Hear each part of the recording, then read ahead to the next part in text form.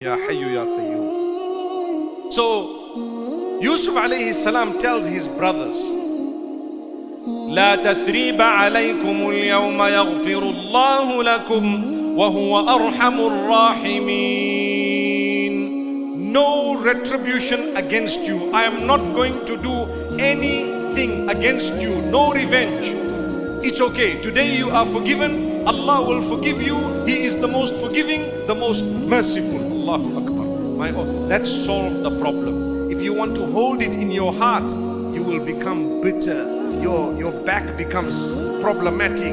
You are sick because you have too much hate in your heart. Learn to forgive people. It's okay. Forgive. In my life, I forgive everyone. Khalas.